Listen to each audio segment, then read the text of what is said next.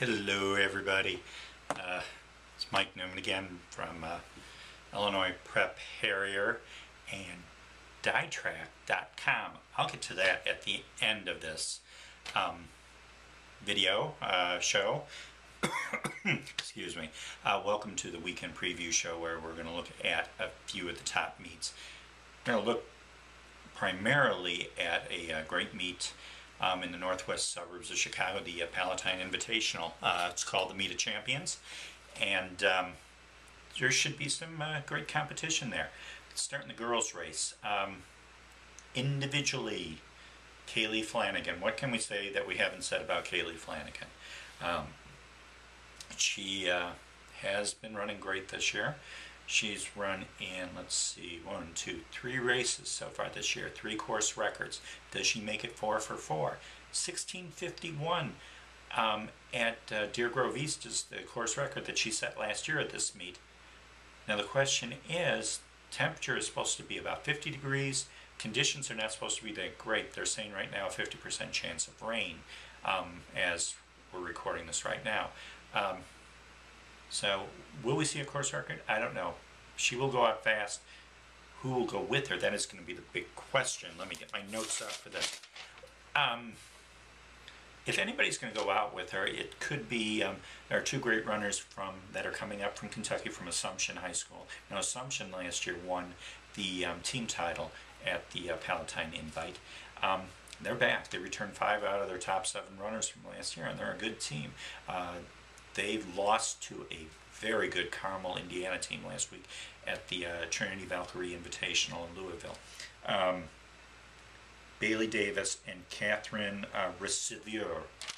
I hope I pronounced that right. I'm sorry. They went 1-2 last week.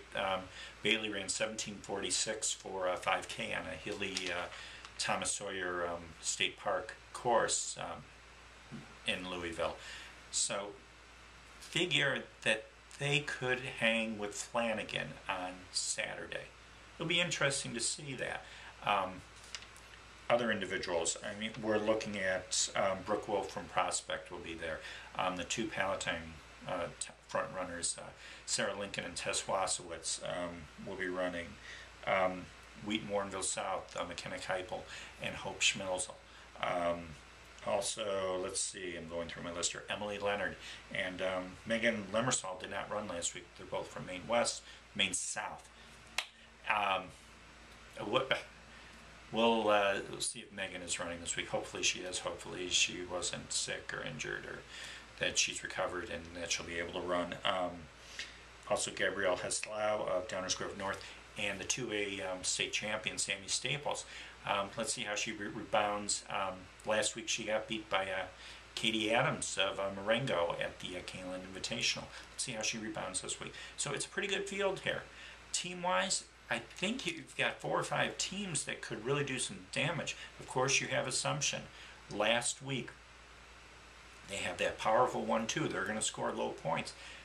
The key to Assumption, to beat Assumption, is to get your runners in between their 2 and 3. They had a big gap. I think it was like 71, 72 seconds. You can't win a meet that way, but their 3 to 5 gap is like only 22, 23 seconds. So you know, if you can get 4 runners in between their 2 and 3, they're going to be in good shape. Palatine has the capability of doing that with Wasowitz and Lincoln leading the way. Their 5th runners should be back. They had a 42-second split on 4 runners last week at Peoria. So possibility of running a tight pack, and they could steal this race. Also, you have Lake Park. With Lake Park, throw away the 1 through 5 split. Concentrate on the 2 to 5 split. And where San Montalbano, she's usually their 2nd runner. See where she's going to finish. If she's in the top 10 on Saturday, Lake Park could be in pretty good shape. They could pull up the win. They tied Palatine last week, but won on the 6th runner for 2nd place at the Richard Spring Invite. Also, Prospect. You have a good front runner in Brooke Wolf. Their gap between 1 and 2 was pretty sizable last week at Libertyville. but they still were able to beat Nutrier, who did not have Jessica Ackerman in the race, by 5 points. So Prospect is a good team. If their gap kind of narrows down between 1 and 2, they could be in good shape. Wheaton Warrenville South too, they ran a good race last week at Manuka. It's a flighted invite, but they won the meet. Their runners look better as a whole, and you could see some improvement from this team. This is a team that builds as the year goes on. So that's it with the girls. Throw that down there. Boys race, individually, 2 guys really keep an eye on. Jack Keeneland of St. Ignatius. What can we say about Jack? Well, I mean, it's the same thing with Kaylee Flanagan. Keeneland is a great racer. He's learning how to race, and he's run so well so far this year. Dictates the pace, and you know, he can win off of a slow pace. He can take it out hard. The question is, what kind of pace is it going to be in the conditions that we're going to get? You have Keeneland. You also have Grant Nakaza from Beecher. He's coming back to run in this meet. Last year, I think he was 2nd place. Grant is running good. Ran 15:31 for 5K last week at New Prairie Invitational in Indiana. And then a week before, he ran 14:40 at Detweiler. So you know he's in good shape, and he can challenge Keeneland. Should be a good battle. Other great runners too. Alex Baker from Crystal Lake Central should be in the mix. Micah Beller of Niles North. Jameson Dale and Luke O'Connor of Jones Prep. We'll get to them in a minute. Jesse Reiser of McHenry. Christian Zambrano and Graham Brown of Host Palatine. Henry Winter of Fremd. Couple of runners from Kentucky. From St. Xavier, Sam Lewis and Connor Shiryak. They could be up there. From St. Louis University High, Matt Nicholson could be a possibility. He's in the top 10 or top 15. Hilliard Davidson of Ohio is also in this meet. Garrett Napick could be in the mix as well. And then going to the team battle, we talk about the York runners. And York looked pretty good last week, and they were running a little bit short-handed. Scott Milling was a little bit under the weather. He's pretty healthy at this point. Don't know if Nathan Mraz will run, but they still had 3 runners, 14:44 through 14:45 at Peoria, and then they had that little bit of a gap. Milling could run with those front 3, and that could make this team pretty dangerous. They could possibly have 4 runners in the top 10 with Milling and Kyle Mattis and Chris May and Alex Minwitz. Dangerous 4. Depends who steps up as their 5th man. They're a deep team, and they could pull it off. St. Xavier from Kentucky. Watch this team. They beat Carmel of Indiana by 2 points last week at Trinity Valkyrie in Louisville. 31-second split. Their first runner, Sam Lewis, ran 15:25 for 5K. So you do the math. He'll be close to that York pack. The question is, they need 2 runners in front of that pack. They ran a 31-second split last week at Louisville, and you know, they're a team that can be reckoned with. If York has an off day, this is a team that could step up.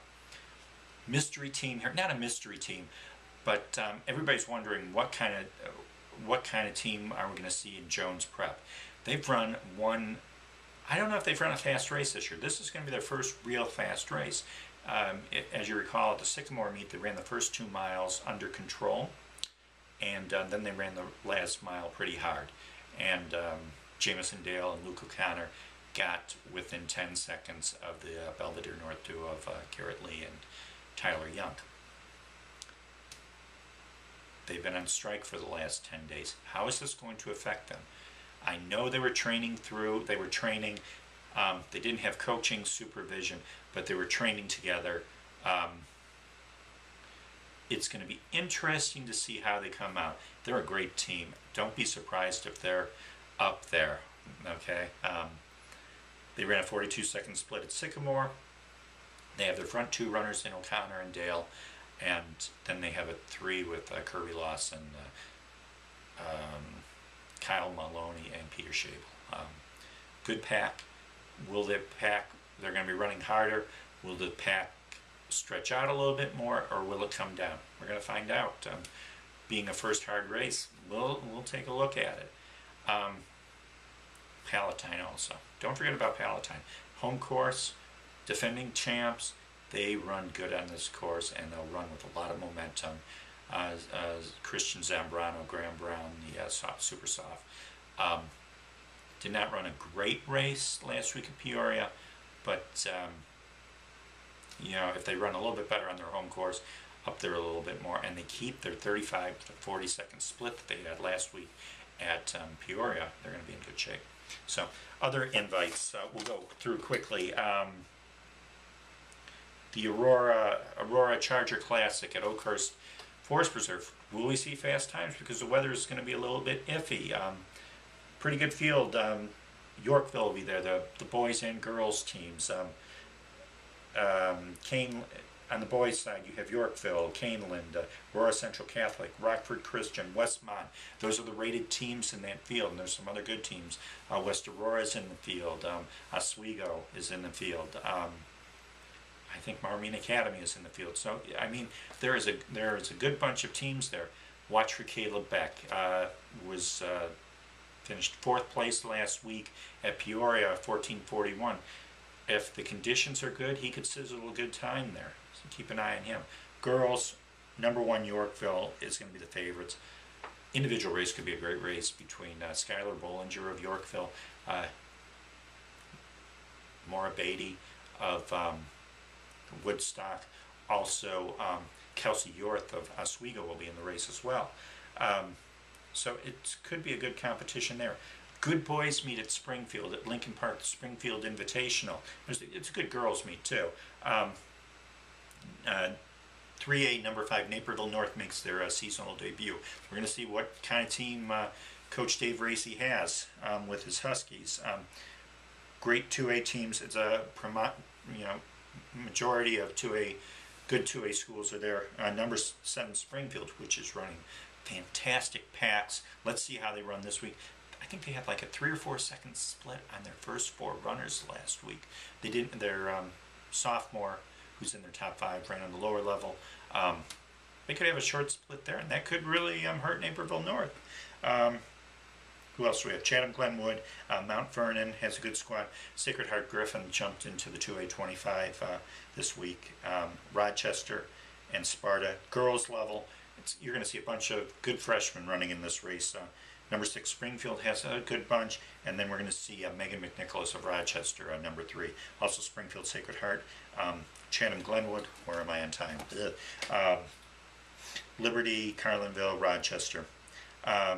Where else? Great 1A meet, St. Joseph Ogden, the Spartan Classic. Boys level, #5 Shelbyville beat Monticello last week. See if they can do it 2 weeks in a row. Monticello's there. St. Joseph Ogden, #9. Urbana University, 14. Tolono Unity, #15. Hayworth, #18. And Paxton Buckley Loda, #21.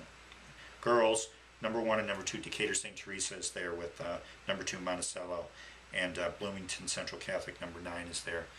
Those are the top 10 teams that are there. There's a good girls meet today, Friday, in Naperville at DuPage River Park. Hopefully the rain holds off. Nice little meet. #2 Naperville North, #8 Downers Grove South, #16 St. Charles East, #19 Lockport are the big 3A teams there. Sandburg is also there. Bennett Academy is also there. Should be a good meet. And there should be a good girls meet. Bartlett Invitational with some great rated teams there. #6 St. Charles North, #14 Jacobs, #15 Batavia, and #24 Schaumburg. So I am done with that. I said we're going to do a question of the day. We have time for a quick one. Peter Carpenter, thank you for your email, Peter.